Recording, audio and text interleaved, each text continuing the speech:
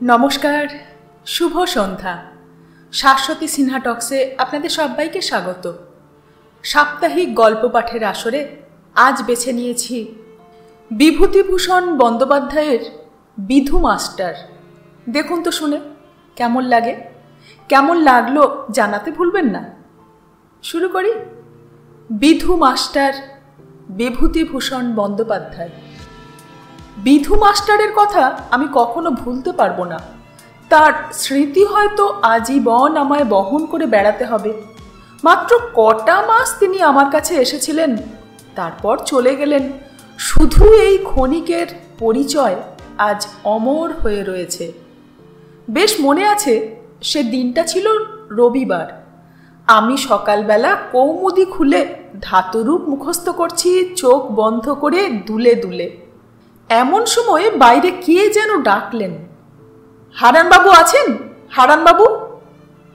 আমি জানলা দিয়ে মুখ বার করে প্রশ্ন করলুম, কাকে চাই? এখানে হারানবাবু বলে কেউ কি থাকেন? থাকেন, তিনি আমার কাকা। তাকে একবার ডেকে দাও তো। কি দরকার? তার কি একজন টিউটার চাই? সত্যিই তো, মেজো কাকা আমাদের জন্য একজন টিউটর চাই বলে খবরের কাগজে একটা বিজ্ঞাপন দিয়েছিলেন। কথাটা আমি একেবারে ভুলেই গেছিলুম। বললুম, আপনি বুঝি সেই বিজ্ঞাপন দেখেই আসছেন? হ্যাঁ। তা ভেতরে এসে বসুন, আমি মেজো কাকাকে ডেকে দিচ্ছি। ছিপছিপে লম্বা কালো পানা লোকটা অত্যন্ত দ্বিধায়, অতি সন্তর্পণে আমাদের বৈঠকখানায় প্রবেশ করলেন।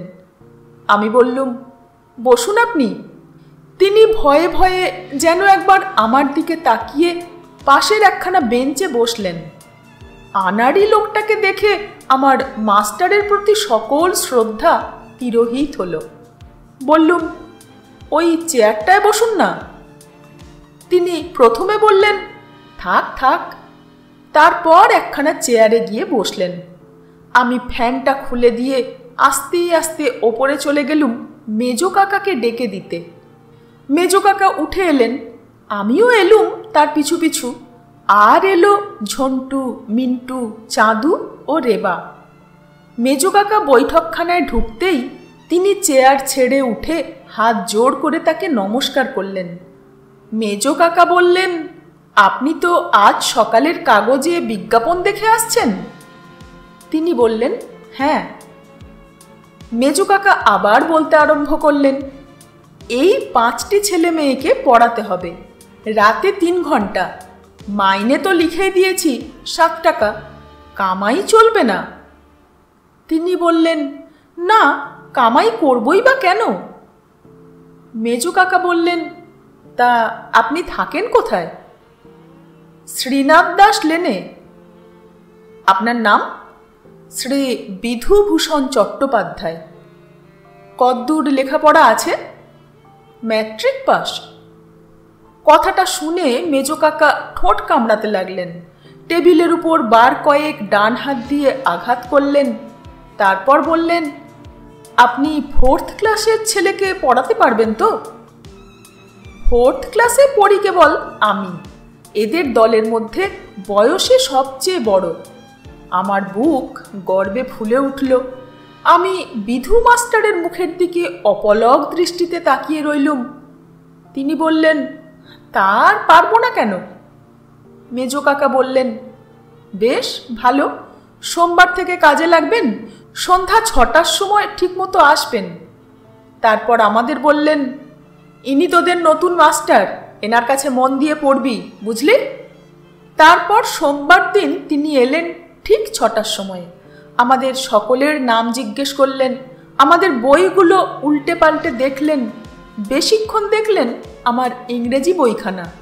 বললেন, বেশ শক্ত বই পড়ানো হয়তো। তার কথা শুনে আমার কি আনন্দই না হলো। আমি বললুম, আমাদের আবার ইংরেজি, ফিজিক্স, কেমিস্ট্রি পড়ানো হয়। তিনি অবাক হয়ে গেলেন, বললেন, তাই নাকি?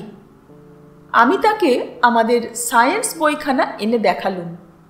তিনি বললেন, কি পড়া হয়েছে? প্রপার্টিস অব এয়ার আর ব্যারোমিটার।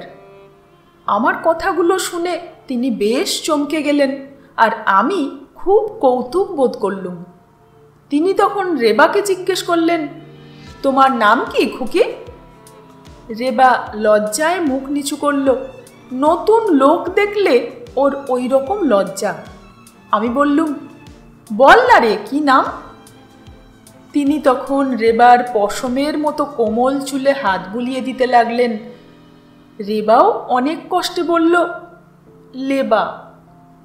ও র উচ্চারণ করতে পারে না। তিনি বললেন, বাহ, বেশ নাম তো তোমার, খাসা নাম তো তোমার।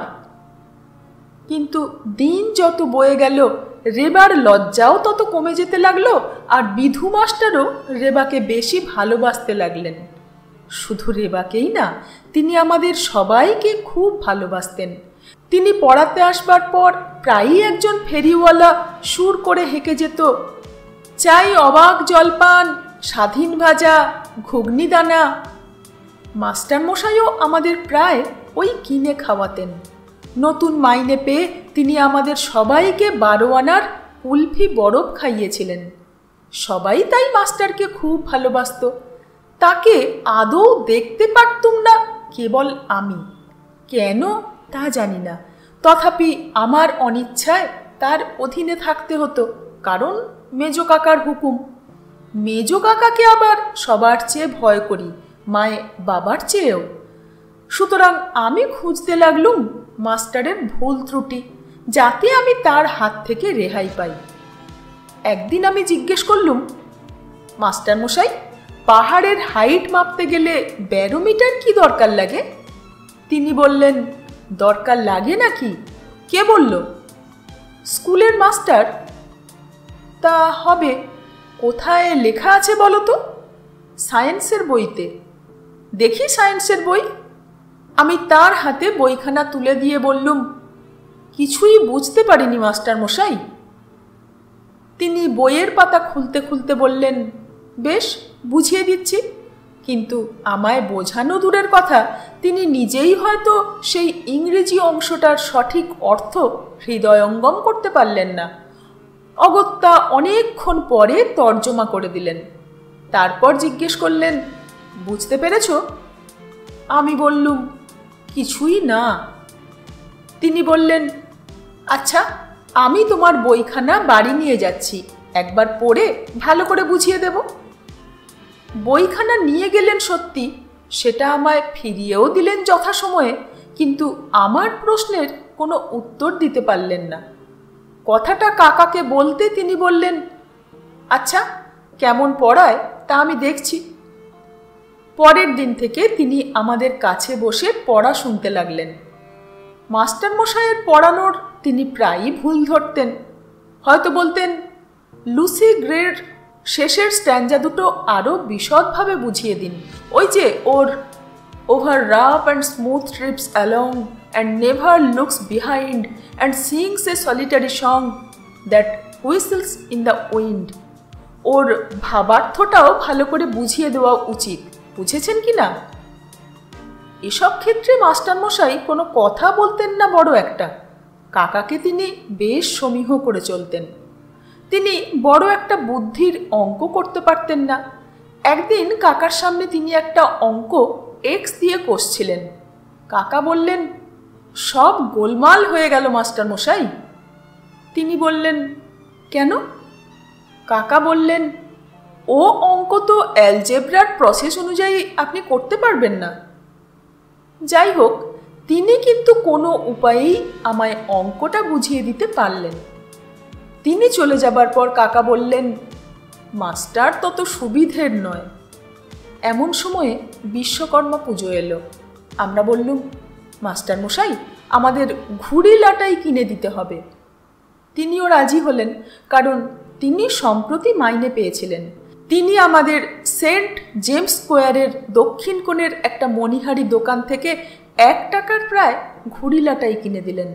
কিন্তু আমাদের তিনি যা কিনে দিতেন সে সম্বন্ধে কাউকে কিছু বলা নিষেধ ছিল। এসব লুকিয়ে লুকিয়ে আমাদের দিতেন। রেবার জন্মদিনে তিনি 3 টাকা দামের একটা কলের রেলগাড়ি কিনে দিয়েছিলেন।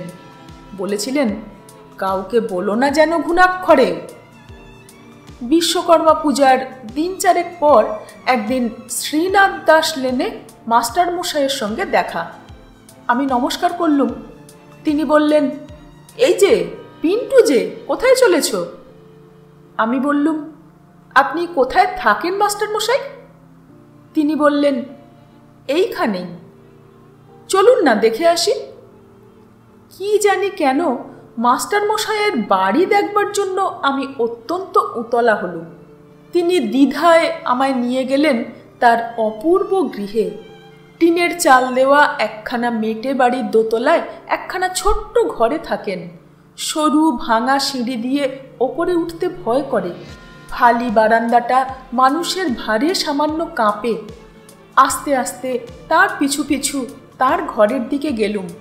তিনি গিয়ে তার ঘরের তালা খুললেন। অপরিষ্কার ও অপরিসর ঘর। দেওয়ালে কতকগুলো ক্যালেন্ডার টাঙানো, এক পাশে একখানা বিবেকানন্দের ছবি, মেঝের ওপর একটা খাটিয়া পাতা, তার উপর আবার একটা কালো ও তেল চিটচিটে বালিশ। মাস্টার মশাই আমায় বসিয়ে আসছি বলে কোথায় চলে গেলেন সহসা, আর আমি তার ঘরখানা ঘুরে ঘুরে দেখতে লাগলুম। বড় দুঃখ হলো তার দারিদ্র ক্লিষ্ট অবস্থা দেখে। ঘরের মধ্যে আর একখানা কাপড়ও নেই, যদিও বা একখানা আছে তাও শতচ্ছিন্ন এবং অত্যন্ত কালো। একটি জামা ও একখানি মাত্র কাপড়ে তাকে দিন কাটাতে হয়। আমার বড় অনুকম্পা জাগলো তার প্রতি। তাকে যে আমি এত ঘৃণা করতুম তা একেবারে বিস্মৃত হলুম। হঠাৎ যেন আমি একেবারে বদলে গেলুম। এমন সময়ে মাস্টার মশাই এক ঠোঙা খাবার নিয়ে ঘরে ঢুকলেন। আমি ব্যথিত সুরে বললুম, ওসব আবার কেন মাস্টার মশাই? তিনি আমার কথা শুনে একটু যেন আশ্চর্যান্বিত হলেন। আমতা আমতা করতে লাগলেন, না না, ই আর এমন কি? আমি বুঝলুম যে তার শ্রমের পারিশ্রমিকটা এমন করে অপচয় করা তার শরীরের বিন্দু বিন্দু রক্ত গ্রহণ করার সামিল। আমি তীব্র প্রতিবাদ করলুম, না, এ কখনো হবে না। আমার দৃঢ় প্রতিজ্ঞা দেখে তার মুখের চিরপ্রফুল্ল হাসি অকস্মাৎ যেন মিলিয়ে গেল।